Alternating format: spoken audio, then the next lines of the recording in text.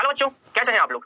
तो बच्चों आज हम आपके लिए लेकर के आए हैं सरफेस केमिस्ट्री, जिसको हम बोलते हैं पृष्ठीय रसायन, उसका पहला लेक्चर। तो बच्चों आज इस चैप्टर को हम पहले टॉपिक एडजॉर्प्शन से स्टार्ट करेंगे और वहां से हम धीरे धीरे एक करके इस चैप्टर को आगे बढ़ाएंगे। मेरी कोशिश रहेगी इस चैप्टर को भी हम जितना जल्दी से जल्दी हो सके फिनिश करेंगे। चलिए तो आ जाइए, आज हमको क्या पढ़ना है बेटा, आज हमको पढ़ना है एडजॉर्प्शन। क्या पढ़ना है? एडजॉर्प्शन। चलो अब एडजॉर्प्शन के अंदर बच्चों हमको सबसे पहले कुछ बेसिक परिभाषाएं पढ़नी होंगी। उन परिभाषाओं को पढ़ने के बाद हमको समझ में आएगा भैया एडजॉर्प्शन क्या होता है। तो सरफेस केमिस्ट्री के अंदर सबसे पहला पार्ट जो हमको पढ़ना है बेटा वो क्या पढ़ना है? एडजॉर्प्शन का। किसका पढ़ना है? एडजॉर्प्शन का। क्लियर? चलो मैं आऊंगा पहले एडजॉर्प्शन पे, लेकिन एडजॉर्प्शन पे आने से पहले मैं आपको कुछ एक दो बातें समझाता हूं, ठीक है। ये देखो जैसे कि मान लो हमारा चैप्टर है पृष्ठीय रसायन, इसे घबराना नहीं है, ठीक है। टेंशन नहीं लेने की, इतना सारा क्या लिखा है, कुछ नहीं लिखा है, बहुत लल्लू है, बहुत आसान है, मैं सच बता रहा हूं। टेंशन बिल्कुल मत लेना, अभी मैं सब समझाऊंगा एक करके। लेकिन इस पे जाने से पहले हम कुछ छोटा मोटा एक दो बातें हम कर लेते हैं, ठीक है। तो यार ऐसा समझो जैसे कि मान लो आपसे बोला मैंने पृष्ठीय रसायन। क्या होता है पृष्ठीय रसायन? तो जैसा नाम है वैसा ही इसका काम है। जैसा नाम है बेटा वैसा ही इसका काम है। पृष्ठीय रसायन मतलब कि पृष्ठ पर होने वाला रसायन, पृष्ठ पर घटित होने वाली केमिस्ट्री, सरफेस पर होने वाली केमिस्ट्री, सतह पर होने वाली केमिस्ट्री। तो पृष्ठ पर किसी भी वस्तु के पृष्ठ पर होने वाली जो केमिस्ट्री है, पृष्ठ पर घटित होने वाली जो घटना है, वो कहलाती है बच्चों पृष्ठीय रसायन। जैसे कि मान लो एक बहुत आसान एग्जांपल देखते हैं। जैसे मान लो चौक है। अब चौक आपने स्कूल के अंदर चौक पर स्याही गिरा करके देखी होगी। जब चौक पर स्याही गिरती है तो आप देखते हो चौक पर स्याही गिर गई, उस चौक को तोड़ करके देखो, स्याही जो है वो सतह पर दिखाई देती है, चौक के अंदर दिखाई नहीं देती। आपने महसूस किया होगा स्कूलों के अंदर कि भैया जब भी हमारे पेन की स्याही चौक पर गिर जाती है तो स्याही जो होती है वो चौक की सतह पर लगती है, चौक के अंदर स्याही नहीं होती। तो आप चौक को तोड़ करके देखो, उसी चौक को तोड़ करके देखो, अंदर आपको स्याही नहीं दिखाई देगी, केवल सतह पर दिखाई देगी। ये होता है भैया क्या? पृष्ठीय रसायन। पृष्ठ पर होने वाला रसायन, सतह पर, चौक की सतह पर होने वाला रसायन। तो एक एग्जांपल लेते हैं। मान लो रुई है। अब रुई के अंदर आपने पानी डाला, तो रुई जो होती है वो पानी से भर जाती है। पानी जो होगा वो रुई की पूरी आयतन में चला जाएगा। पानी रुई द्वारा अवशोषित होता है, उसको हम बोलते हैं अवशोषण। अवशोषण का मतलब होता है पूरे आयतन में फैल जाना। तो रुई के पूरे आयतन में जब पानी फैल जाएगा तो उसको हम बोलते हैं अवशोषण। वहां पर अधिशोषण नहीं होता। लेकिन चौक की सतह पर स्याही गिरेगी, सतह पर पृष्ठ पर, सरफेस पर अगर प्रोसेस हो रहा है उसको बोलते हैं सरफेस केमिस्ट्री। और अवशोषण जो होता है बेटा, अवशोषण सरफेस केमिस्ट्री नहीं, सरफेस फिनोमेना नहीं है, वो पूरे आयतन में हो रहा है। तो बस हमको यहाँ पर उन्हीं सब बातों के बारे में स्टडी करना है कि भैया सतह पर होने वाली घटनाएं कौन कौन सी। तो उसमें सबसे पहली घटना जो सतह पर होती है वो यहाँ पर हमको पढ़नी है, वो है अधिशोषण। अधिशोषण का मतलब सतह पर घटित होने वाली घटना। तो आप यहाँ पर लिख सकते हो अधिशोषण की परिभाषा ये जो मैं आपको बता रहा हूँ। तो अधिशोषण, एडजॉर्प्शन का मतलब है आणविक सतही बलों के कारण सतह पर सांद्रता की वृद्धि घटना को अधिशोषण कहते हैं। तो ऐसा समझिए भैया कि ये कोई वस्तु है, इस वस्तु की सतह पर जाकर के अणु चिपक गए। अगर सतह पर अणु चिपक गए, सतह पर अगर कोई परिघटना हो रही है तो सतह पर होने वाली परिघटना को हम क्या बोलेंगे? अधिशोषण बोलेंगे।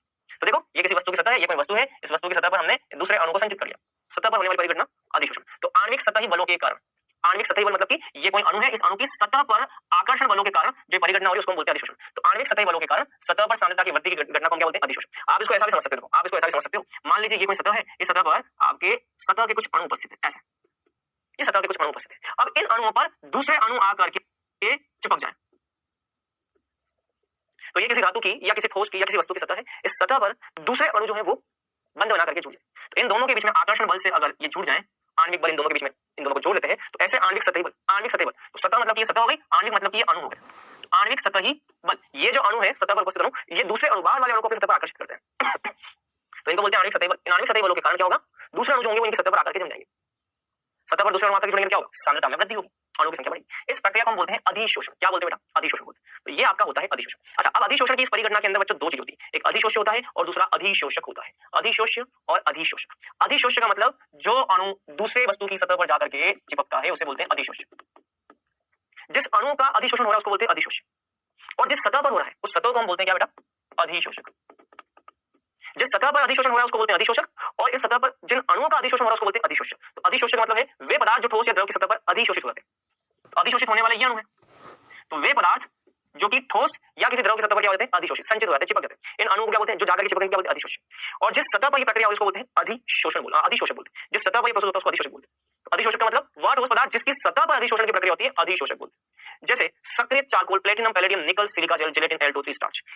सक्रिय चारकोल, चारकोल एक प्रकार का अधिशोषक है। चारकोल, ये चारकोल की सतह, इस पर दूसरे अणु जाकर के अधिशोषित हो जाते हैं। चारकोल होता है बेटा आपका अधिशोषक, सक्रिय चारकोल। निकल, प्लेटिनम, पैलेडियम, आपने देखा होगा कि निकल की सतह पर हाइड्रोजन गैस अधिशोषित होती है, प्लेटिनम की सतह पर अधिशोषित होती है, पैलेडियम की सतह पर अधिशोषित होती है। जिसकी सतह पर अधिशोषण होगा उसको हम बोलेंगे अधिशोषक। तो निकल, platinum, palladium, silica gel, gelatin, Al2O3 starch, ये सब क्या है? अधिशोषक। वो पदार्थ जिनकी सतह पर दूसरे अणु आकर के जुड़ते हैं ये कहलाते हैं अधिशोषक। निकल, प्लेटिनम, पैलेडियम, सिलिका, ये सारे। एक होता है अवशोषण। अवशोषण का मतलब होता है जब एक पदार्थ ठोस या द्रव के निकाय में पूर्णतया एक समान रूप से वितरित होता है। मैंने आपसे बोला कि रुई के पूरे आयतन में पानी जो होता है वो फैल जाता है। पानी के अंदर रुई के अंदर पानी डालने के बाद रुई को पानी में भिगोने की कोशिश करोगे तो पूरा पूरा रुई जो है ना वो पानी में भीग जाएगा। ये क्या हो जाएगा बेटा? ये अधिशोषण। तो जब एक पदार्थ जैसे कि ठोस या द्रव, जैसे मान लो रुई, अब रुई के पूरे निकाय में पूरा पूरा पानी अगर आ गया, पानी समान रूप से वितरित हो गया, तो इस घटना को क्या बोलते हैं? अवशोषण बोलते हैं। ये अवशोषण होता है। अच्छा, शोषण क्या होता है? वह प्रक्रिया जिसमें अधिशोषण और अवशोषण दोनों एक साथ चलते हैं। तो अब यहाँ देखो, अधिशोषण का मतलब ये कोई ठोस, देखो इसकी सतह पर प्रक्रिया हुई, सतह पर होने वाली प्रक्रिया को अधिशोषण। अंदर की तरफ पूरे आयतन में हो रही है तो अवशोषण, और अधिशोषण और अवशोषण दोनों हो जाए, अधिशोषण भी हो अवशोषण दोनों हो जाए तो उसको बोलते हैं शोषण बोलते हैं। क्या बोलते हैं? शोषण। अधिशोषण और अवशोषण में क्या अंतर है आप यहाँ देख सकते हैं। अधिशोषण का मतलब पदार्थ की सतह पर गैस या द्रव के अणु की अधिक सांद्रता का जमना, तो अधिशोषण मतलब कि सतह पर जमना, और अवशोषण मतलब कि पूरे पदार्थ में एक समान रूप से, जैसे कि रुई के अंदर पानी पूरा एक समान रूप से चला जाता है। अवशोषण प्रारंभ में तीव्र होता है और बाद में धीमा होता है। अधिशोषण की एक समस्या है। अधिशोषण में क्या होगा? शुरुआत में अधिशोषण बहुत तेज होगा। क्यों? क्योंकि सीधी सी बात है, मान लो आपकी किसी धातु की सतह पर 50 अणु हैं, 50 अणु शुरुआत में क्या होंगे? शुरुआत में 50 अणु पर अधिशोषण होगा, बहुत ज्यादा होगा। जैसे जैसे 50 की जगह फिर 30 बचेंगे, 20 बचेंगे, 10 बचेंगे, 5 बचेंगे, तो अधिशोषण की मात्रा कम होती जाएगी। ध्यान रखना, शुरुआत में अधिशोषण बहुत तेज होता है। शुरुआत में अधिशोषण क्या होता है? बहुत तेज। ऐसा समझो क्योंकि ये कोई ठोस है, इस ठोस पर शुरुआत में 1 2 3 4 5 6 7, मान लो इसके पास 7 अणु है, शुरुआत में 7 अणु है, अधिशोषण शुरुआत में बहुत ज्यादा है तेज। मान लो ये अणु अधिशोषित हो गया, ये अणु अधिशोषित, इन दो अणु पर अधिशोषण हो गया। पहले 7 अणुओं पर अधिशोषण होता, अब कितने बच गए? 1 2 3 4 5, अब 5 अणुओं पर अधिशोषण होगा। 7 अणुओं पर अधिशोषण ज्यादा ही है, और अब रहेगा कितने? 5 अणु, 5 अणुओं पर अधिशोषण कम हो जाएगा, कम अधिशोषण होगा। अब मान लो 5 में से भी ये 2 पर अधिशोषण हो गया, अब कितने बच गए? 1 2 3, 3 बच गए, अब केवल 3 अणुओं पर अधिशोषण है, भैया अधिशोषण कम होगा। अब केवल एक अणु पर अधिशोषण होगा, तो शुरुआत में 7 अणुओं पर अधिशोषण, फिर 5 पर, फिर 3 पर, फिर 1 पर रहेगा, तो टाइम के साथ अधिशोषण की दर कम होती जाती है। और जब सभी अणुओं पर अधिशोषण हो गया तो इस पोजीशन को हम बोलते हैं साम्य। जब सारे अणु अधिशोषित हो जाएंगे तो इसको बोलेंगे साम्य। तो ये प्रारंभ में बहुत तेज होता है और साम्य पर नजदीक आने पर ये धीमा हो जाता है। यह एक समान दर से होता है, शुरू में जितनी स्पीड से होता है उतनी ही स्पीड से बाद में, तो एक समान स्पीड से होता है। यह बाहरी सतह की परिघटना है, सतह पर होता है, जबकि ये आंतरिक सतह की परिघटना है। यह तीव्र प्रक्रम है, बहुत तेज गति से होता है, और यह एक धीमा प्रक्रम है। सतह पर होगा तो सतह पर तो जल्दी होगा ना, तेज गति से ही होगा। अगर मान लो कोई प्रोसेस केवल मुझे सतह पर करना है, सतह पर तो तेज गति से होगा। ऐसा समझो, सतह पर अणु खुले बैठे हुए हैं, लेकिन मान लो अगर मुझे अंदर के अणु की बात करें, अंदर के अणु के ऊपर भी अणु है, यहाँ पे अणु है, यहाँ पे अणु, यहाँ पे अंदर का जो अणु है वो चारों तरफ से समान रूप से आकर्षित है, लेकिन सतह का जो अणु होता है ना बेटा, उस पे दाईं तरफ बल है, बाईं तरफ है, नीचे की तरफ, ऊपर की तरफ कोई बल नहीं है। सतह का जो अणु होता है बेटा वो अधिशोषण बहुत जल्दी करेगा, लेकिन अंदर का जो अणु है ना उसके चारों तरफ अणु उपस्थित है, वो संतुलित अवस्था में, उस पर किसी प्रकार का कोई बल कार्यरत नहीं, संतुलित है। लेकिन ये क्या है, इस पर दाएं बाएं और नीचे यहाँ तो बल लग रहा है, ऊपर की तरफ कोई बल नहीं लगा, इसलिए भैया ये सतह का अणु अधिशोषण तेज करेगा क्योंकि ऊपर कोई बल नहीं, तो तुरंत ये बल के द्वारा आकर्षित होकर अधिशोषण करेगा, जबकि ये तो चारों तरफ समान रूप से। तो अवशोषण की प्रक्रिया धीमी होती है, अधिशोषण तेज होता है। क्लियर? चल अब अधिशोषण की क्रियाविधि पर आते हैं। किस पर आते हैं? अधिशोषण की क्रियाविधि। अधिशोषण का मतलब क्या होता है बेटा? अधिशोषण का मतलब है अधिशोष्य प्लस अधिशोषक, ये दोनों मिलकर के क्या करते हैं? अधिशोषण करते हैं। मतलब ऐसा समझिए कि ये है आपकी ठोस सतह, इस पर ये है अधिशोषक, ये अधिशोषक, अधिशोषक पर कौन आकर के बैठेगा? अधिशोषक पर अधिशोष्य आकर के बैठेगा, अधिशोषक पर अधिशोष्य आकर के बैठेगा, तो दोनों आपस में ये जाएगा अधिशोषक की ओर, अधिशोष्य के कण अधिशोषक की ओर जाएंगे, आकर्षित होंगे, तो अधिशोषण होगा। अब इस प्रक्रिया में होता क्या बेटा? अधिशोषक अधिशोषक के मिलने पर ये जो प्रक्रिया होती है बेटा, ये ऊष्माक्षेपी प्रक्रिया है। कौन सी प्रक्रिया होती है बेटा? ये प्रक्रिया होती है ऊष्माक्षेपी, इसमें ऊष्मा का उत्सर्जन होता है। तो अधिशोषण की प्रक्रिया क्या होती है? ऊष्माक्षेपी होती है। अधिशोषण की प्रक्रिया बेटा होती है ऊष्माक्षेपी। और साथ ही साथ यहाँ पे एक चीज देखो कि यहाँ पर दो अणु आपस में मिल रहे हैं, तो दो अणु के मिलने से एंट्रोपी में जो परिवर्तन हुआ है, ये एंट्रोपी में परिवर्तन भी क्या हो रहा है? ऋणात्मक हो रहा है। क्या हो रहा है बेटा? ऋणात्मक। जब भी दो लोगों के बीच में बंध बनेगा तो ऊष्मा का उत्सर्जन होगा, डेल्टा एच नेगेटिव आएगा। दो लोगों के बीच में जब बंध बनता है ना, ऊष्मा उत्सर्जित होती है नेगेटिव। और जब भी दो लोगों को मिला करके एक बनेगा, दो अणु मिलकर एक बनेंगे तो एंट्रोपी में कमी आती है। एंट्रोपी का मतलब होता है, तो एंट्रोपी का मतलब होता है अव्यवस्था बढ़ना, जनसंख्या बढ़ना, कम अणुओं से ज्यादा अणु बनना। जब भी कम अणु से अणु ज्यादा बनेंगे तो एंट्रोपी बढ़ती है, और जब भी ज्यादा अणुओं से कम अणु बनेंगे तो एंट्रोपी घटती है। तो इस प्रक्रिया के दौरान एंट्रोपी घटती है क्योंकि बहुत सारे अणु मिलकर के छोटे अणु कम अणु का निर्माण करते हैं। दो अणु से दो अणु आपस में जुड़ेंगे, अणु की संख्या कम हो जाएगी, अणुओं की संख्या कम होगी तो एंट्रोपी घटेगी। ध्यान रखना, जब भी अणुओं की संख्या घटेगी, अणुओं की संख्या में जब भी कमी आती है तो एंट्रोपी जो होता है वो क्या है? नेगेटिव। और अणुओं की संख्या में वृद्धि होती है तो एंट्रोपी क्या है? पॉजिटिव। यहाँ देखो, यहाँ पहले दो अणु है, दो अणु जब जुड़ेंगे तो क्या बनेंगे? एक भाई, एक लड़का एक लड़की, दोनों की शादी हो दोनों एक सिंगल कहलाते हैं। पति पत्नी तो शादी वाले एक ही कहलाते हैं, अलग थोड़ी ना। जब तक शादी नहीं तब तक दोनों अलग है, शादी हो गई तब दोनों एक हो गए ना, तो दोनों अलग अलग थे, मिल गए दोनों एक हो गए। जब दोनों एक होंगे अणु की संख्या कम हो जाएगी, अणुओं की संख्या में वृद्धि होगी तो पॉजिटिव डेल्टा एच, अणु की संख्या में कमी होगी डेल्टा एच नेगेटिव। एंट्रोपी का परिवर्तन नेगेटिव, एंट्रोपी का परिवर्तन पॉजिटिव। तो इस पूरी प्रक्रिया के अंदर गैसों के अणुओं की संख्या में कमी आती है, अतः डेल्टा एच क्या हो जाएगा? डेल्टा एच ऋणात्मक हो जाएगा। यह एक ऊष्माक्षेपी प्रक्रिया है, इसलिए डेल्टा एच क्या होगा? ऋणात्मक। चल, तो इसकी क्रियाविधि इस बात पर आधारित है कि अधिशोषक में बाहरी सतह के कण आंतरिक सतह के कणों से अलग अलग अवस्था में होते हैं। अधिशोषक के अंदर के कणों के मध्य सभी बल पूर्ण रूप से संतुलित है, लेकिन सतह पर उपस्थित बाहरी कण की ओर से किसी परमाणु या अणु से घिरे नहीं रहते हैं, इसलिए इनके बीच असंतुलित आकर्षण बल होता है। इसका मतलब यह है कि मान लो, मैंने बताया ना कि ये जो सतह के अंदर वाला अणु है, इस अणु के ऊपर भी बल लगा है, साइड में भी बल लगा है, इस साइड में भी लगा है और इस साइड में लगा है। किसी भी वस्तु के अंदर वाले अणु पर ऊपर दाएं बाएं नीचे सब तरह से समान बल लग रहा है, लेकिन सतह पर जो अणु होता है ना, इस सतह वाले अणु को नीचे की तरफ बल लगता है, साइड में बल लगता है, इस साइड में भी लगता है, लेकिन ऊपर की तरफ कोई बल नहीं लगता। तो सतह वाला अणु जो होता है वो असंतुलित होता है, इसीलिए क्या करेगा? ऊपर से जो भी अणु आएगा उसको अपनी ओर आकर्षित करेगा। तो ध्यान रखना, सतह के जो अणु होते हैं उन पर असंतुलित बल कार्य करते हैं, इसीलिए वो बाहर वाले अणुओं को अपनी सतह पर आकर्षित करेंगे। लेकिन अंदर वाले जो अणु है, इस अंदर वाले अणु पर ऊपर नीचे दाएं बाएं सब दिशाओं से समान बल लग रहा है, सब दिशाओं से समान बल लेगा तो फिर भैया इसके द्वार तो कोई असंतुलित बल है ही, सब दिशाओं से संतुलित है। इसीलिए सतह का जो अणु होता है ना, सतह का अणु जो होता है उस पर बल समान कार्य नहीं करते, इसीलिए भैया ये अपनी सतह पर दूसरे अणु को आकर्षित करता है। अब जब दूसरे अणु को आकर्षित करेगा डेल्टा एस ऋणात्मक आएगा, डेल्टा एस भी ऋणात्मक आएगा। और हमको ये बात पता है कि अधिशोषण की जो प्रक्रिया एक स्वतः प्रक्रम है, स्वतः प्रक्रम के लिए डेल्टा जी भी क्या होना चाहिए, ऋणात्मक होना चाहिए, डेल्टा जी भी ऋणात्मक होना चाहिए। स्वतः प्रक्रम के लिए डेल्टा जी भी ऋणात्मक होना चाहिए, डेल्टा एस यहाँ पर ऋणात्मक है और डेल्टा एच यहाँ पर क्या है, ऋणात्मक। अब इस पूरी प्रक्रिया में देखो, डेल्टा जी बराबर हम क्या लिखते हैं, delta H minus T delta S. अधिशोषण एक स्वतः प्रक्रम है, इसलिए डेल्टा जी क्या है, ऋणात्मक। डेल्टा एच क्या है, डेल्टा एच भी ऋणात्मक। और डेल्टा एस क्या है, डेल्टा एस ऋणात्मक, तो ये भी नेगेटिव। नेगेटिव नेगेटिव से मिलेगा तो क्या हो जाएगा, पॉजिटिव हो जाएगा। इसका मतलब टोटल डेल्टा एस क्या हो जाएगा, 0 से ज्यादा पॉजिटिव। फिर समझा सुनना, अधिशोषण एक स्वतः प्रक्रम है, इसलिए डेल्टा जी का मान negative, delta G negative, delta S का मान यहाँ पे क्या है, नेगेटिव, डेल्टा एस नेगेटिव। और डेल्टा एस जो है, डेल्टा एस भी क्या है, नेगेटिव, डेल्टा एस भी नेगेटिव। ये नेगेटिव इस नेगेटिव से मिलेगा, नेगेटिव नेगेटिव क्या हो जाएगा, पॉजिटिव। तो इसका मतलब टोटल डेल्टा एस क्या हो जाएगा, पॉजिटिव, 0 से ज्यादा। इस तरीके से भैया ये बातें चलती। अच्छा, अब अधिशोषण के एग्जांपल कौन कौन से देखो। पानी जो है वो निर्जल या CaCl2 है, इसमें अवशोषित होता है, लेकिन सिलिका जल में अधिशोषित होता है। अमोनिया जो है ये पानी के साथ अवशोषण करती है, लेकिन चारकोल के साथ अधिशोषण करती है। कहां अवशोषण कहां अधिशोषण, उसके एग्जांपल। स्याही जो है ये चौक पर अवशोषण करती है किसका, पानी का अवशोषण करती है, लेकिन स्याही चौक पर अधिशोषण करती है किसका, स्याही का। भाई स्याही दो लोगों से मिलकर बनी हुई है, स्याही में दो लोग हैं, एक तो रंग है प्लस विलायक है। रंग का तो चौक पर क्या होता है, अधिशोषण। रंग जो है उसका चौक पर क्या होता है, अधिशोषण। और विलायक जो है मतलब कि पानी, उसका क्या होता है, उसका अवशोषण होता है चौक में। तो चौक में अवशोषण किसका होता है, पानी का, और चौक में अधिशोषण किसका होता है, स्याही का, रंग का। अगला एग्जांपल, जब चारकोल को मेथिलीन ब्लू के साथ मिलाया जाता है तो इसका नीला रंग अधिशोषित हो जाता है। मेथिलीन ब्लू है ना, मेथिलीन ब्लू एक रंजक है बेटा। उस मेथिलीन ब्लू के दो भाग हैं, एक तो रंजक रंग होता है उसमें, दूसरा विलायक होता है। जो रंग होता है ना वो रंग चारकोल की सतह पर क्या होता है, अधिशोषित होता है। नीला रंग अधिशोषित होता है, वह विलयन रंगहीन हो जाता है, इसलिए विलयन उसका रंगहीन होता है। मेथिलीन ब्लू होता है इसका कलर होता है नीला। जब भी मेथिलीन ब्लू को चारकोल में डालोगे, चारकोल क्या करेगा, मेथिलीन ब्लू का नीला रंग जो उसको अधिशोषित करेगा। जैसे अधिशोषित करेगा तो मेथिलीन ब्लू क्या हो जाएगा, रंगहीन हो जाएगा, वही लिखा हुआ है। ठीक है, दूसरा देखो, जब magnesium magnesium milk of magnesium, ठीक है, जब मिल्क ऑफ मैग्नीशियम MgOH का होल्ड ट्वाइस के सफेद अवक्षेप के साथ में मिलाते हैं तो नीला रंग MgOH होल्ड ट्वाइस के सफेद अवक्षेप पर अधिशोषित हो जाता है। तो जब मैग्नीशियम है ना, तो यहाँ पे क्या लिखा देखो, यहाँ पे क्या लिखा, जब मैग्नीशियम MgOH का होल्ड ट्वाइस के सफेद अवक्षेप के साथ मिलाते हैं, जब मेथिलीन ब्लू को, हाँ ठीक है मेथिलीन ब्लू, यहाँ पे मेथिलीन ब्लू करना है, ये इनकम्प्लीट है, इसको कर लो मेथिलीन ब्लू। मैं एक बार स्टेटमेंट को पढ़ लेता हूँ, जब मेथिलीन ब्लू को MgOH होल्ड ट्वाइस के सफेद अवक्षेप के साथ मिलाते हैं तो नीला रंग सफेद अवक्षेप पर, हाँ अब देखो जब मेथिलीन ब्लू जो है, जब मेथिलीन ब्लू को MgOH का होल्ड ट्वाइस के सफेद अवक्षेप के साथ मिलाते हैं तो MgOH का होल्ड ट्वाइस क्या करेगा, नीला रंग जो है MgOH के होल्ड ट्वाइस के सफेद अवक्षेप पे क्या होता है, अधिशोषित होता है।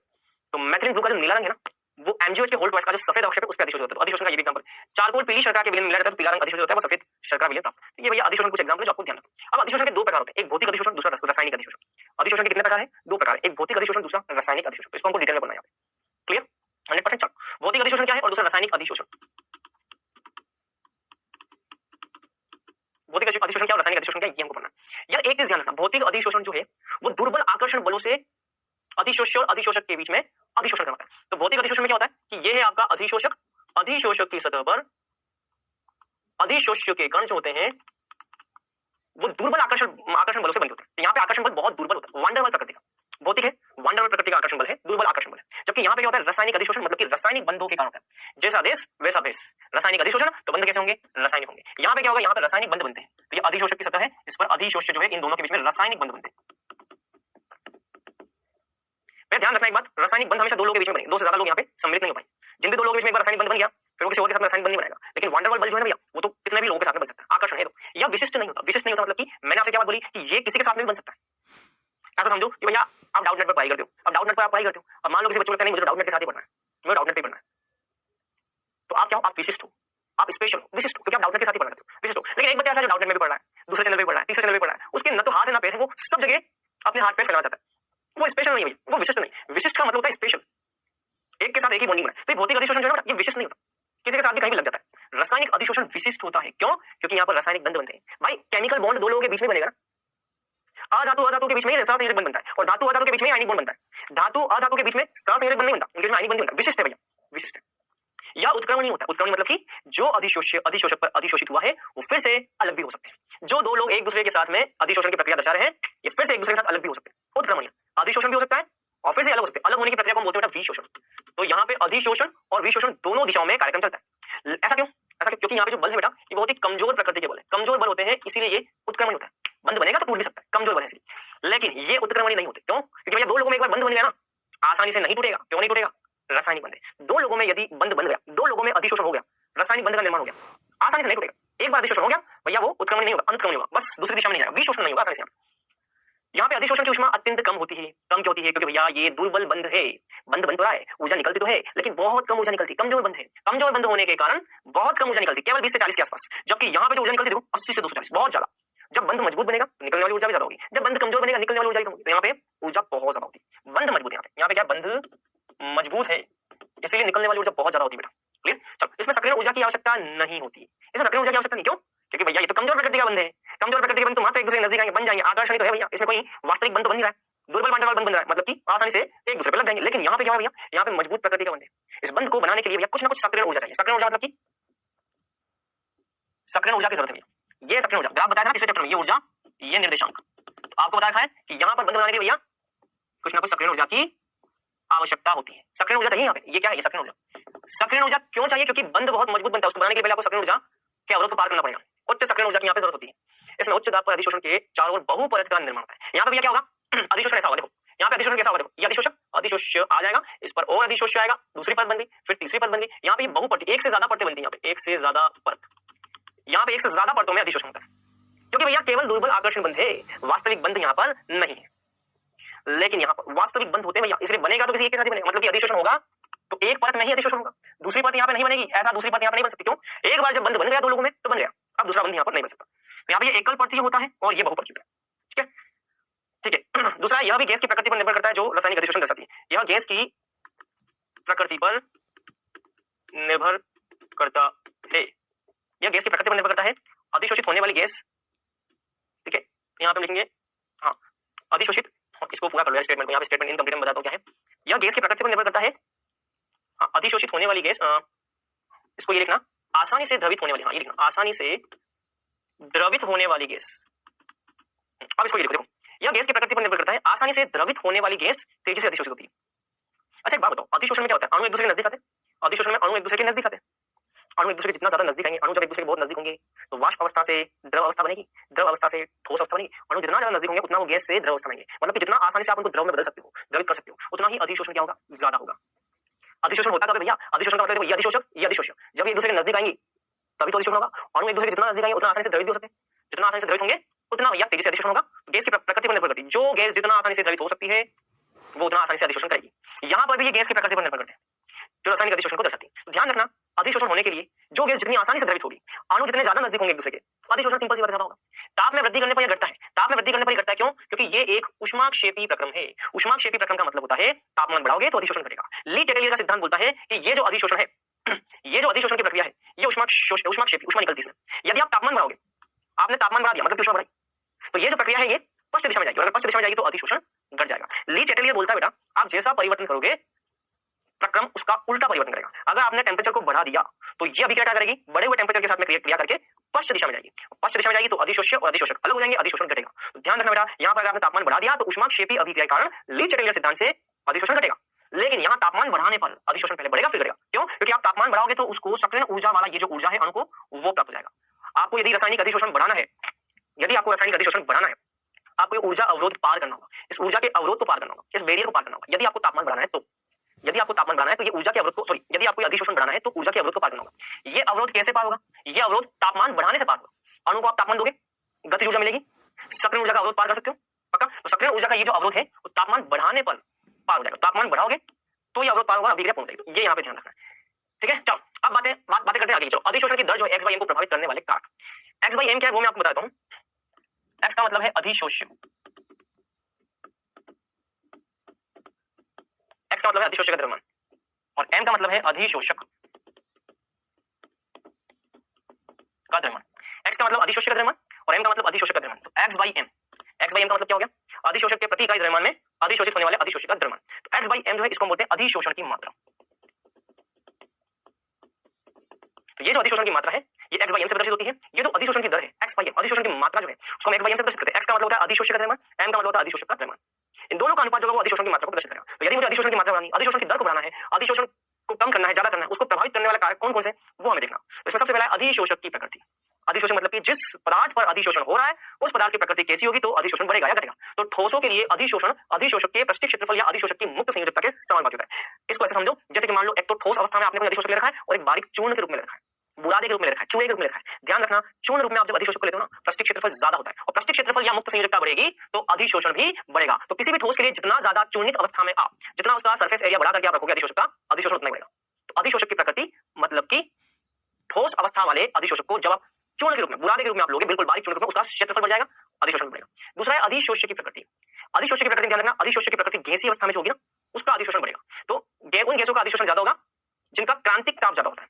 तो ध्यान रखना, अधिशोष्य की प्रकृति मतलब कि गैसों का अधिशोषण ज्यादा होता है। किन गैसों का? जिनके लिए क्रांतिक ताप क्या होता है? क्रांतिक ताप ज्यादा होता है। जिस गैस का क्रांतिक ताप ज्यादा होगा उस गैस का अधिशोषण ज्यादा होगा, क्योंकि जिसका क्रांतिक ताप ज्यादा होगा, ज्यादा क्रांतिक ताप आपको देखा है आसानी से द्रवण। तो अगर क्रांतिक ताप ज्यादा होगा तो द्रवण क्या होगा? आसानी से। तो द्रवण अगर आसानी से करवाना है तो क्रांतिक ताप को क्या रखना होगा? ज्यादा रखना होगा। तो देखो यहाँ देखो, क्रांतिक ताप बढ़ रहा है, इसका क्रांतिक ताप सबसे ज्यादा है। जिसका क्रांतिक ताप जितना ज्यादा होगा उसका अधिशोषण बढ़ता जाएगा, बढ़ता जाएगा, बढ़ता जाएगा, बढ़ता जाएगा, बढ़ता जाएगा। क्रांतिक ताप ज्यादा होगा तो उससे क्या पता चलेगा? जितना ज्यादा क्रांतिक ताप, गैस उतनी आसानी से द्रवित होगी। यही तो हमने पढ़ रखा है, गैस जितनी आसानी से द्रवित होगी उसका द्रवण जितना आसानी से हो सकता है, आकर्षण बल जितना ज्यादा होगा गैस होगा, एक दूसरे के नजदीक आएंगे, अधिशोषित होंगी। मतलब कि द्रवित होने वाली गैस आसानी से अधिशोषित होती है, और आसानी से द्रवित कौन होती है? जिनका क्रांतिक ताप ज्यादा होता है उनका अधिशोषण ज्यादा होगा। क्रांतिक ताप ज्यादा, अधिशोषण आसानी से, द्रवित आसानी से होती है। ये देखो, क्रांतिक ताप क्या हो रहा है? बढ़ रहा है। द्रवीकरण क्या होगा? इससे बढ़ेगा। अधिशोषण भी क्या होगा? बढ़ेगा। ये ध्यान रखना। अच्छा, दूसरा है ताप का प्रभाव। ताप का प्रभाव भी थोड़ी देर पहले मैंने आपको बताया था, ताप में वृद्धि करोगे तो ये घटेगा, और ताप में वृद्धि करोगे पहले ये बढ़ेगा फिर घटेगा। तो देखो, ताप में वृद्धि करोगे तो ये वाला अधिशोषण है, ये ताप में वृद्धि करने पर घटता है, भौतिक अधिशोषण। क्यों घटता है ये? क्योंकि आपको बताया भौतिक अधिशोषण ऊष्माक्षेपी प्रक्रम है। ऊष्माक्षेपी प्रक्रम मतलब कि अगर आप टेंपरेचर को बढ़ाओगे तो अधिशोषण घट जाएगा। और ये क्या है? ये आपका रासायनिक अधिशोषण। इसको पूरा होने के लिए आपको क्या चाहिए? सक्रिय ऊर्जा चाहिए। इसको कंप्लीट होने के लिए आपको सक्रिय ऊर्जा चाहिए।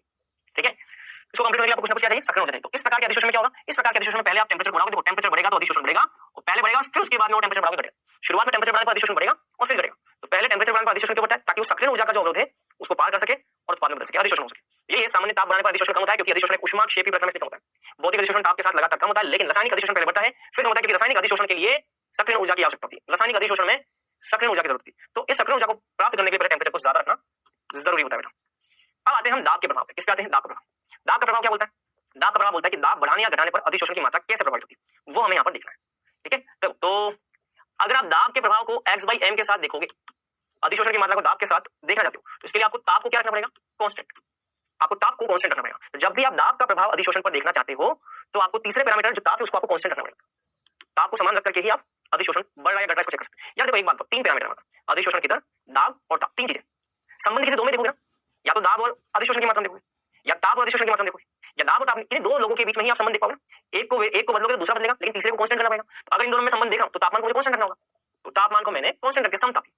दाब के साथ में कैसे बदलेगा? उसको हम बोलते हैं अधिशोषण समतापी वक्र। ध्यान रखना, दाब के साथ में अधिशोषण की दर किस तरीके से बदलती है?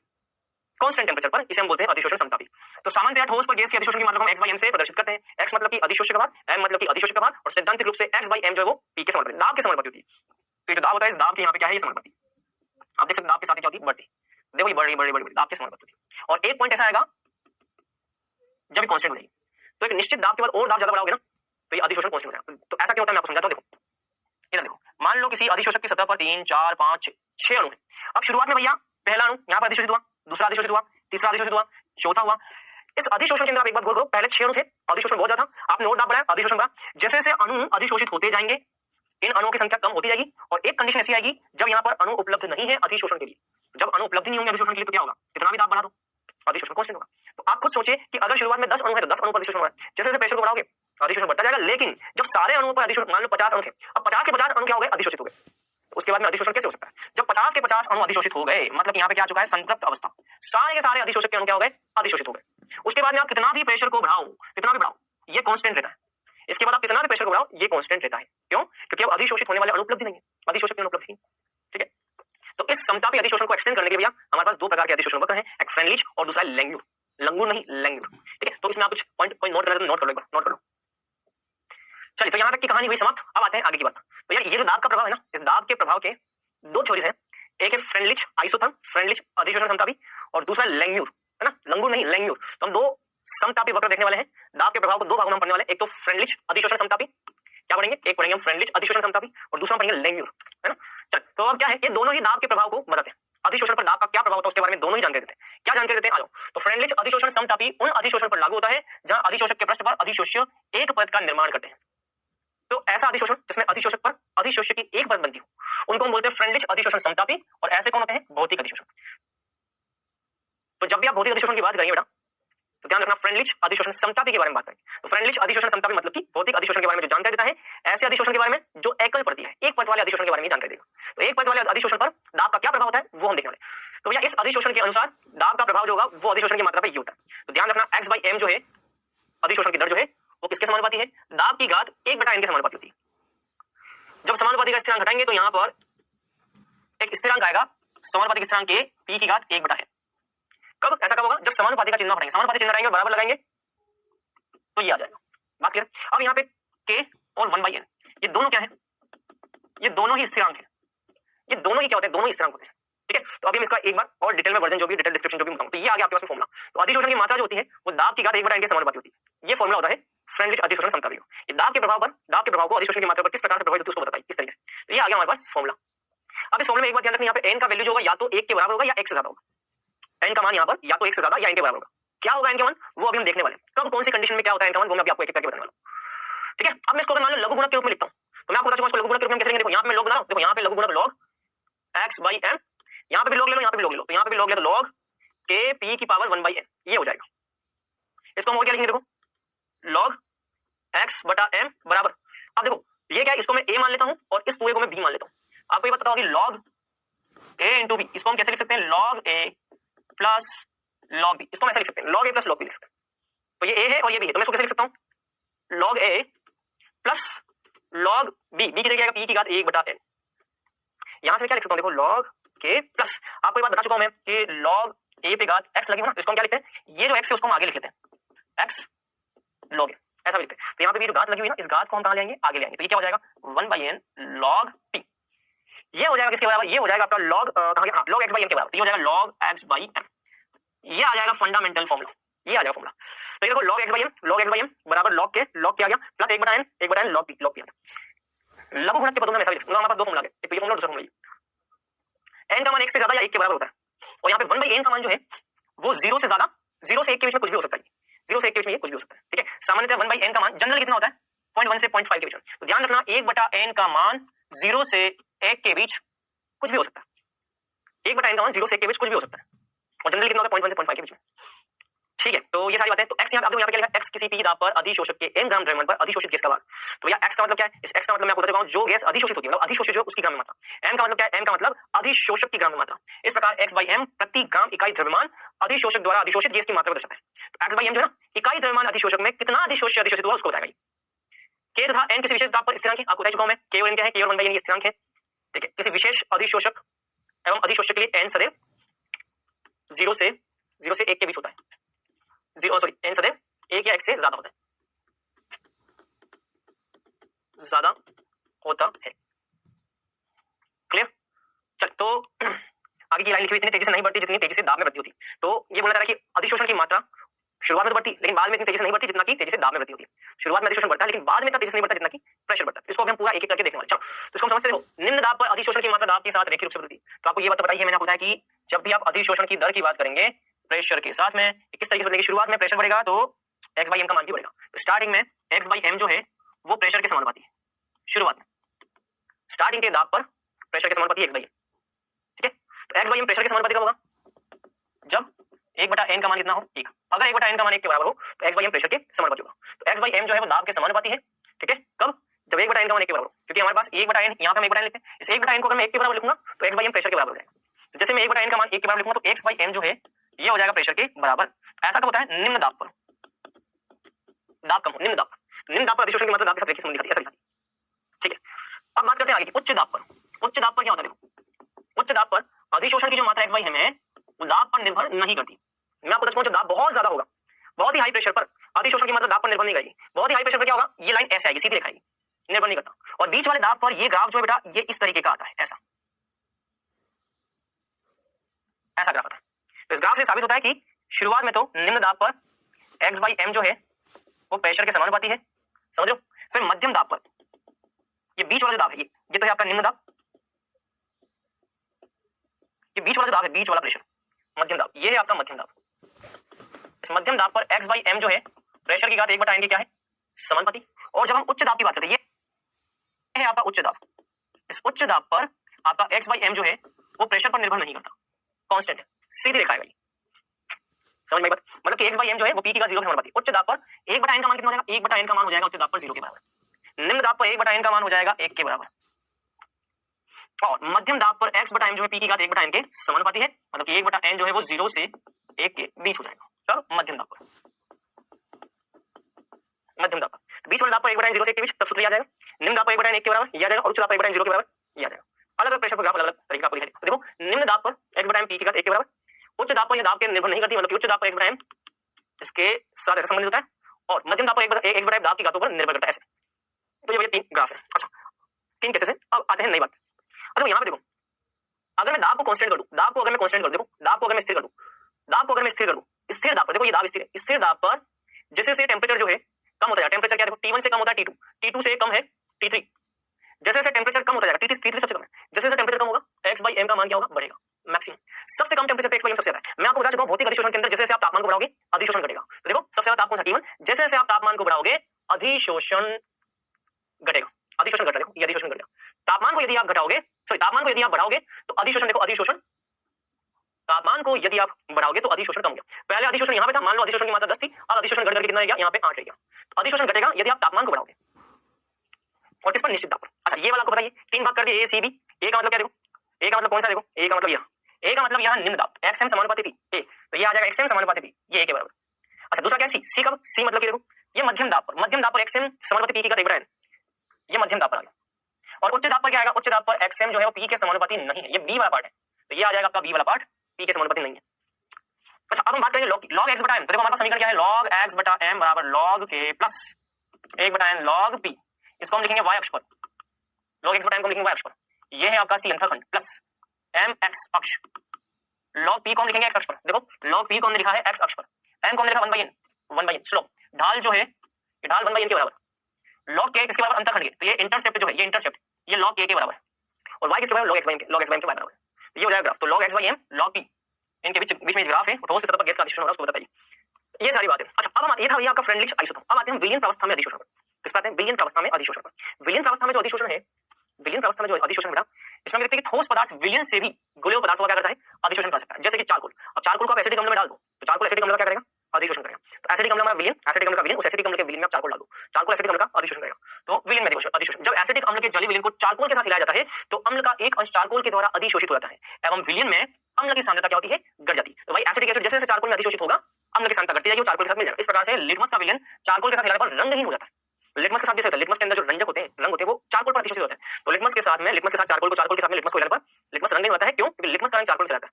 जब मिल्क ऑफ मैग्नीशिया को मैग्नीशियम अभिकर्मक की उपस्थिति में अवक्षेपित किया जाता है तो नीला रंग ग्रहण कर लेता है। तो ये एमजीओ इसका होल्ड मिल्क ऑफ मैग्नीशिया, इसको मैग्नीशियम अभिकर्मक की उपस्थिति में अवक्षेपित किया जाता है तो नीला रंग ग्रहण कर लेता है। तो ये अवक्षेप क्या करेगा? यहाँ से नीला रंग ग्रहण करेगा। तो मैग्नीशियम एक अभिकर्मक है जिसका नीला रंग इसके द्वारा अधिशोषित होता है, ये ध्यान रखना आपको। ऐसा क्यों होता है? मैग्नीशियम के अधिशोषण क्या होता है? मैग्नीशियम जो है वो मिल्क ऑफ मैग्नीशिया एमजीओ इसका होल्ड की सतह पर अधिशोषित होता है। विलयन प्रावस्था में अधिशोषण निम्नलिखित प्रेक्षणों पर प्राप्त किए गए।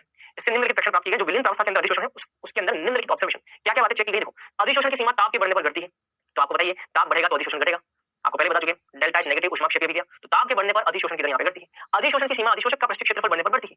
बुरादे के रूप में ले लो, चूर्ण के रूप में ले लो, बारीक चूर्ण के रूप में ले लो, बारीक चूर्ण के रूप में लेने पर भी अधिशोषण की सीमा बढ़ेगी। लेकिन ताप बढ़ाओगे तो बता चुका हूं ऊष्माक्षेपीय प्रक्रिया, ताप बढ़ने पर अधिशोषण घटता है, ताप बढ़ने पर घटेगा और पृष्ठीय क्षेत्रफल बढ़ने पर अधिशोषण बढ़ेगा। अधिशोषण की सीमा विलयन में विलय की सांद्रता पर निर्भर करती है। विलय की सांद्रता ज्यादा होगी अधिशोषण उसके हिसाब से होगा, विलय की सांद्रता कम होगी अधिशोषण अकॉर्डिंग होगा। जैसे जैसे विलय की सांद्रता बढ़ेगी विलयन में वैसे वैसे अधिशोषण की मात्रा कम ज्यादा होती रहेगी। अधिशोषण की सीमा अधिशोषण और अधिशोष्य की प्रकृति पर निर्भर करती है। मैं आपको बता चुका हूं पहले भी, ये अधिशोष्य की प्रकृति गैसीय है, आसानी से द्रवित होने वाली गैसें हैं, क्या है? उन पर निर्भर करती है। और अधिशोषक हमारा कैसा होना चाहिए? चूर्ण रूप में, बारीक चूर्ण के रूप में होगा, पृष्ठीय क्षेत्रफल ज्यादा होगा, अधिशोषण ज्यादा करेगा। विलयनों से अधिशोषण की परिशुद्ध क्रिया यदि ज्ञात नहीं है, फ्रेंडली समीकरण विलयनों से अधिशोषण के व्यवहार का इस अंतर के साथ सन्निकट वर्णन करती है। दाब के स्थान पर विलयन के स्थान पर विचार किया जाता है। अब बेटा विलयन के अंदर अधिशोषण में क्या कहते हैं? फॉर्मूला सेम का सेम रहेगा, बस दाब की जगह यहाँ पे क्या आ जाएगा? सांद्रता आ जाएगा। जिस प्रकार से फ्रेंडली अधिशोषण जो है वो गैस का ठोस की सतह पर अधिशोषण होता है, गैस का अधिशोषण है, गैस के अधिशोषण के दौरान ये फॉर्मूला लगता है। यहाँ पर विलयन अवस्था में अधिशोषण जो होगा वो विलयन की सांद्रता की घात 1/n के समानुपाती होगा। तो विलयन में अधिशोषण होगा तो ये फॉर्मूला, और गैस का ठोस पर अधिशोषण होगा तो ये फॉर्मूला। तो सी सामने सांता है, अधिशोषण पूर्ण पर सांता, उपरोक्त समीकरण का लघुगुणक लेने पर हमको प्राप्त होता है। इसका अगर लघुगुणक लूंगा तो log x/m यानी log k आ जाएगा, और 1/n आ जाएगा log c। इसको हम लिख सकते हैं log x/m बराबर log k into c की घात 1/n। log k क्या हो जाएगा? log k plus log c 1/n, यहाँ से आ जाएगा log k प्लस 1/n को आगे ले लो, 1/n log c। तो क्या लिखा है? log x/m बराबर log k plus 1/n log c, log x/m log k 1/n log c formula. और अधिशोषण के अंदर इसमें लास्ट आज का पॉइंट है अधिशोषण के अनुप्रयोग। अधिशोषण का उपयोग कहां कहां होता है? उच्च निर्वात उत्पन्न करने में। कई जगहों पर क्या होता है कि साउंड प्रूफ एनवायरमेंट क्रिएट करना है, निर्वात उत्पन्न करना है। तो निर्वात उत्पन्न करने के लिए हम क्या करते हैं, निर्वात पंप द्वारा मैक्सिमम वायु को तो अलग कर लेते हैं। निर्वात क्या होता है, जहां पे वायु अनुपस्थित हो, तो अधिकांश वायु को निर्वात पंप द्वारा हम अलग कर लेते हैं। लेकिन कुछ वायु ऐसी होती है जिसको चारकोल पर अधिशोषित करेंगे और वहां पर निर्वात उत्पन्न हो जाएगा। निर्वात उत्पन्न करने के लिए हम चारकोल का इस्तेमाल करते हैं। चारकोल क्या करता है, वायु को अपनी सतह पर अधिशोषित करके उस स्थान पर निर्वात उत्पन्न करेगा। गैस मास्क, गैस मास्क आपने देखा होगा कल कारखानों और जो लेबर होती है, वो लेबर क्या करते हैं, अपने शक्ल पर मास्क लगाते हैं, उस मास्क में चारकोल लगाते हैं। चारकोल क्या करेगा, कारखानों से, कोयले की खानों से निकलने वाला जितना भी प्रदूषित गैस है, उस प्रदूषित गैस को चारकोल अपनी सतह पर अधिशोषित कर लेगा, ताकि वो जितने भी मजदूर हैं, लेबर लोग हैं, वो शुद्ध वायु को अपने अंदर ग्रहण कर पाए। तो लेबर लोगों के साथ में कारखानों में समस्या होती है, जब वो सांस लेते हैं तो उनके साथ में प्रदूषित गैसें आने की समस्या होती है, इसलिए वो क्या करते हैं, मास्क पहनते हैं। मास्क क्या करता है भैया, जो भी प्रदूषित गैसें आप सांस के साथ में अंदर लेना चाहते हो, उन प्रदूषित गैसें में उपस्थित जितनी भी प्रदूषण युक्त गैसें हैं, कार्बन वगैरह, वो सारी की सारी, एसिड वगैरह, वो सारी चारकोल मास्क पर जो होती है वो अधिशोषित हो जाएंगी, और बाकी जितनी भी शुद्ध वायु हमारे शरीर में चली जाएगी। शुद्ध वायु को शरीर में हम ले सकते हैं कब, चारकोल को पहन ले, चारकोल वाले मास्क को पहन ले। चारकोल क्या करेगा, वायु के अंदर प्रदूषित गैसों का अधिशोषण करेगा। कोयले की खानों में इसका उपयोग करते हैं। आर्द्रता पर नियंत्रण, आपको पता है कि कई स्थानों पर नमी की उपस्थिति के कारण वहां पे आर्द्रता होती है, उस आर्द्रता को दूर करने के हम सिलिका जेल और एल्यूमिनियम जेल का उपयोग करते हैं। ये क्या करता है, वाटर का अधिशोषित करती है, नमी को अधिशोषित करता है। विलीनों से रंगीन पदार्थों को दूर करना, अभी मैंने आपको थोड़ी देर पहले बताया, मैग्नीफिक ब्लू जो है वो चारकोल की सतह पर अधिशोषित हो जाएगा, तो नीला रंग गायब हो जाएगा रंगीन पदार्थों को दूर करने में। विषमांगी उत्प्रेरण, विषमांगी उत्प्रेरण मतलब कि, विषमांगी उत्प्रेरण मतलब कि ऐसा उत्प्रेरण, ऐसी उत्प्रेरक की प्रक्रिया जिसमें क्रियाकारक और उत्प्रेरक दोनों की भौतिक अवस्था भिन्न हो। जैसे कि उत्प्रेरक की ठोस सतह पर अभिक्रिया का अधिशोषण अभिक्रिया की दर को बढ़ाता है, और अधिक महत्व की ऐसी कई गैसीय अभिक्रियाएं जिसमें ठोस उत्प्रेरक का होना आवश्यक है। अमोनिया के उत्पादन में लोहे का उत्प्रेरक की तरह उपयोग इसी प्रकार की क्रिया विधि में है। तो आपने हैबर प्रोसेस के बारे में सुना होगा, तो हैबर प्रोसेस में क्या होता है, अमोनिया का उत्पादन होता है। अमोनिया के उत्पादन में आप यहाँ लोहे का इस्तेमाल करते हैं, उत्प्रेरक लोहे का। ये लोहा क्या करता है, ये लोहा अपनी सतह पर इन गैसों को अधिशोषित करके इस अभिक्रिया को तेज करने का कार्य करता है। तो इस उत्प्रेरक की सतह पर इन गैसों का आपस में जुड़ना और उत्पाद का बनाना, ये होता है भैया विषमांगी उत्प्रेरण। ठोस अवस्था में है उत्प्रेरक, गैस अवस्था में है क्रियाकारक, क्रियाकारक गैस है, उत्प्रेरक ठोस है, भौतिक अवस्था अलग है, इसको बोलते हैं विषमांगी उत्प्रेरण। तो यहाँ पे हैबर प्रोसेस के अंदर इसका हम इस्तेमाल करते हैं। एस्टोसल्फर का संपर्क विधि से उत्पन्न, एस्टोसल्फर का संपर्क विधि में उत्पन्न होता है, आगे पी ब्लॉक में पढ़ेंगे। तेलों का हाइड्रोजनीकरण, आपने पढ़ा होगा कि मुझे एल्कीन का अगर हाइड्रोजन के साथ में क्रिया करवाना है तो प्लेटिनम का इस्तेमाल करते हैं, इससे एल्कीन बनता है। इस क्रिया के अंदर आप क्या करते हो, प्लेटिनम ठोस उत्प्रेरक का इस्तेमाल करते हो, और ये दोनों की भौतिक अवस्था क्या है, गैस। क्रियाकार की भौतिक अवस्था अलग है, उत्प्रेरक की भौतिक अवस्था अलग है, इसको हम बोलते हैं विषमांगी उत्प्रेरण। अक्रिय गैसों का पृथक्करण, गैस चारकोल क्या करता है, अधिशोषण की मात्रा में भिन्नता होने के कारण मिश्रण में से अक्रिय गैसों का नारियल चारकोल पर विभिन्न तापों पर अधिशोषण करके पृथक करता है। व्याधियों के उपचार में जितनी भी ड्रग्स हैं, तो ड्रग्स भी क्या करते हैं, कीटाणुओं को अधिशोषण द्वारा मारने में प्रयुक्त होती है। ये ध्यान रखना। जाग प्लवन विधि, ये मैं आपको बताऊंगा जब मैं आपको मेटलर्जी पढ़ाऊंगा। जाग प्लवन विधि जो है फ्लोट फ्लोटेशन मेथड, इसके अंदर जो फैन बनते हैं, जाग बनते हैं, उनकी सतह पर अयस्क के कारण अधिशोषित हो जाते हैं। तो अयस्क के कणों का अधिशोषण जिस प्रक्रिया में हो रहा है वो जाग प्लवन विधि के अंदर आपको देखने को मिलता है। तो जाग प्लवन विधि क्या करती है, अयस्क के जो कण है वो जाग पर फॉर्म जो होते हैं, फैन जो होते हैं, उन पर अधिशोषित हो जाते हैं। यहाँ पर भी होता है अधिशोषण सूचक, कुछ अवक्षेपों की सतह जो होती है, जैसे सिल्वर हैलाइड, इओसिन, फ्लोरोसिन आदि कुछ रंजकों का क्या करती है, अधिशोषण करती है, और किस प्रकार अंतिम बिंदु अभिलाक्षणिक रंग प्रदान करता है। तो ये यहाँ पर भी अधिशोषण का इस्तेमाल होता है। वर्णलेखी क्रोमेटोग्राफी, इसके अंदर भी अधिशोषण का इस्तेमाल होता है। क्रोमेटोग्राफी क्या होता है, ये एक ब्यूरेट है, ऐसे मिश्रण को मान लो किसी मिश्रण के अंदर A plus B plus C तीन घटक हैं, इन तीनों का मुझे क्या करना, पृथक्करण करना है। मैं क्या करता हूँ, एक ब्यूरेट लेता हूँ, कांच ले लेता हूँ, कांच नली में डालता हूँ सिलिका जेल। ये सिलिका जेल क्या करती है, इन तीनों घटकों को अलग अलग क्षमता के हिसाब से अधिशोषित करती है। जैसे आप तीनों को यहाँ पे डालोगे तो हो सकता है A जो है वो यहीं पे अधिशोषित हो जाए, B जो है वो थोड़ा आगे जाने पे अधिशोषित हो, और C जो है थोड़ा और नीचे जाने पे अधिशोषित हो। तो तीनों घटकों का अलग अलग लेवल में अधिशोषण होता है। तो यहाँ पर भी अधिशोषण के द्वारा हम मिश्रण के तीनों घटकों को पृथक कर सकते हैं। इस परिघटना में वर्णलेखी परिघटना में भी अधिशोषण का इस्तेमाल होता है। तो ये भाई आपका अधिशोषण है जो कि आज हमने कंप्लीट कर लिया। नेक्स्ट लेक्चर में हम उत्प्रेरण कैटालाइसिस की बात करेंगे, ठीक है। इसको आप रीडिंग लगा करके जरूर आना। चलिए अब आते हैं क्विज पर। क्विज का क्वेश्चन नंबर फर्स्ट, एकल परतीय अधिशोषण कौन सा, physics option, chemistry option. Physics option का मतलब भौतिक अधिशोषण, केमिस्ट्री ऑप्शन का मतलब रासायनिक अधिशोषण, दोनों या कोई नहीं।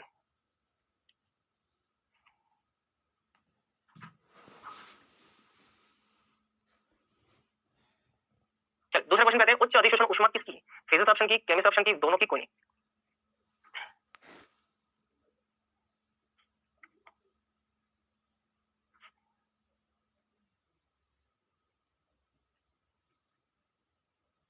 चलिए आते हैं पहले क्वेश्चन पे, एकल परतीय अधिशोषण कौन सा, भौतिक अधिशोषण में नहीं, एकल परत नहीं बनती। रासायनिक अधिशोषण में एकल परत बनती। आंसर क्या हो जाएगा, आंसर हो जाएगा बी। उच्च अधिशोषण ऊष्मा ऊष्मा किसकी, केमिस्ट्री ऑप्शन की, रासायनिक बंध बनता है। चलो तो आज हमने क्या कंप्लीट किया, हमने आज अधिशोषण कंप्लीट कर लिया है।